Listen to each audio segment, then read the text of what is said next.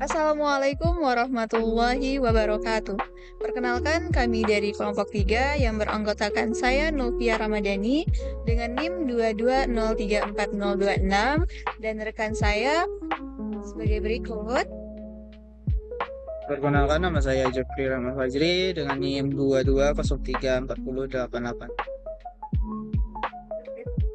Perkenalkan, nama saya Novia Deswira dengan NIM 22034025. Perkenalkan, nama saya Apriliana Syafitri dengan NIM 22034086. Pada video kali ini, kita akan menyimak penjelasan mengenai interaksi aerosol dengan uap air di atmosfer, lalu bagaimana dampaknya terhadap mikrostruktur awan. Aerosol adalah suspensi partikel padat atau cair yang sangat kecil di dalam gas. Biasanya juga terdapat dalam udara. Partikel ini bisa berukuran dari beberapa nanometer hingga puluhan mikrometer. Aerosol dapat bersumber dari sumber alami, seperti debu, garam laut, dan bahkan abu vulkanik. Atau juga, aerosol dapat bersumber dari aktivitas manusia, seperti emisi kendaraan dan pembakaran bahan bakar fosil. Aerosol berperan penting dalam proses atmosfer, termasuk pada difusi cahaya matahari, pembentukan awan, dan pengaruh terhadap siklus hidrologi dan juga iklim. Uap air adalah bentuk gas dari air yang terbentuk ketika air cair menguap, atau ketika es menyublim langsung menjadi gas. Uap air tidak terlihat oleh mata karena tidak memiliki warna. Dalam atmosfer, uap air merupakan gas rumah kaca yang menyerap dan memancarkan radiasi inframerah, membantu mengatur suhu bumi. Selain itu, uap air juga penting dalam siklus air itu sendiri, karena terlibat dalam proses kondensasi yang membentuk awan dan presipitasi, hujan atau salju. Lalu, untuk selanjutnya, kita akan menyaksikan proses menakjubkan pembentukan awan dari interaksi antara aerosol dengan uap air.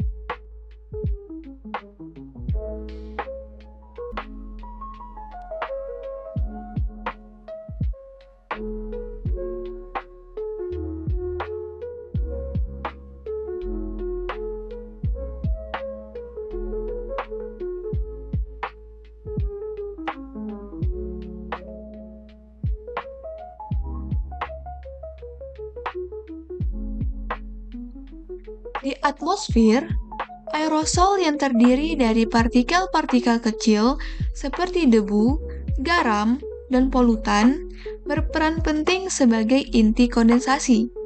Ketika uap air yang berasal dari evaporasi lautan, air laut menguap terkena sinar matahari disebut evaporasi. Uap air naik ke atmosfer yang berkumpul menjadi titik-titik air dan membentuk awan disebut kondensasi.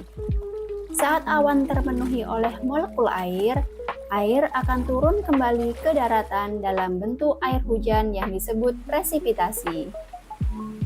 Air hujan yang turun diserap oleh tanah disebut infiltrasi, yang mengalir dari tempat tinggi ke tempat rendah melalui aliran sungai hingga kembali ke lautan. Air dalam tanah bisa diserap tumbuhan dan menguap melalui daun disebut transpirasi.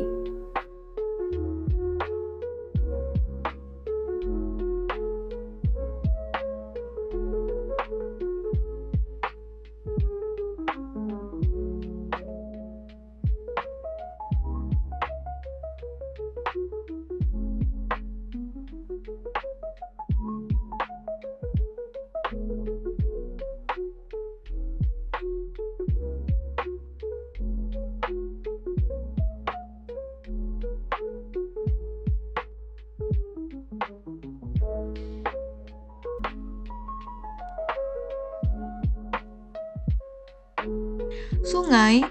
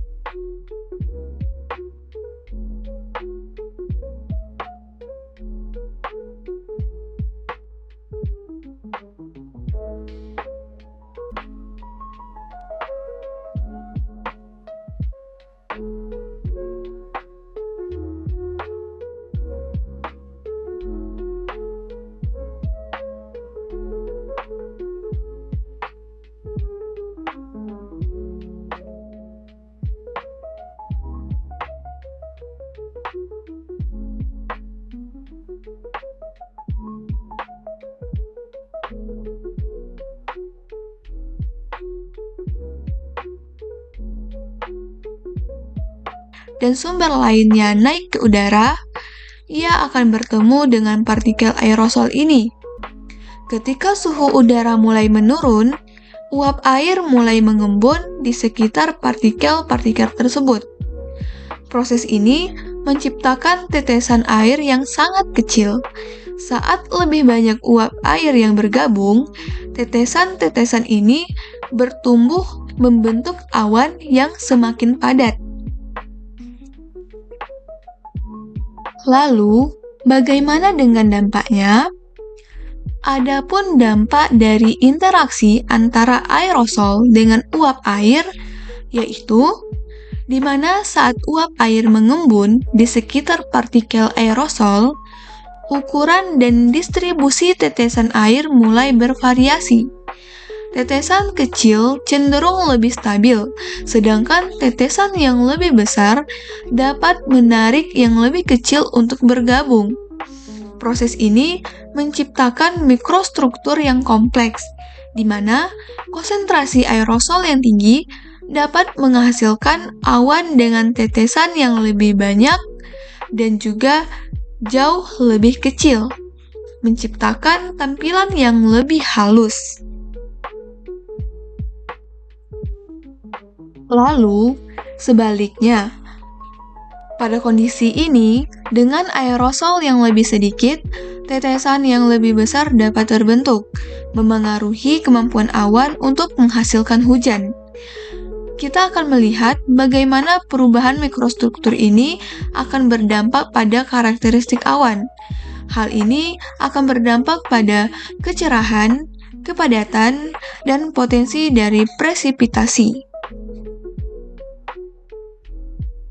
Dapat kita simpulkan dari interaksi aerosol dan uap air dalam pembentukan awan adalah bahwa aerosol berperan penting sebagai inti kondensasi awan. Ketika uap air mengembun di sekitar partikel aerosol, terbentuk tetesan awan yang jauh lebih kecil namun dalam jumlah yang lebih banyak. Proses ini mempengaruhi mikrostruktur awan, khususnya pada ukuran tetesan awan, di mana awan dengan konsentrasi aerosol tinggi cenderung memiliki tetesan yang lebih kecil, karena uap air terdistribusi ke lebih banyak partikel inti. Hal ini membuat tetesan awan tidak cepat bergabung menjadi tetesan yang lebih besar. Lalu, hal ini juga berdampak pada konsistensinya, di mana awan dengan tetesan yang lebih kecil bisa bertahan lebih lama karena proses presipitasi terhambat. Hal ini mengurangi kemungkinan tetesan jatuh sebagai hujan dengan lebih cepat.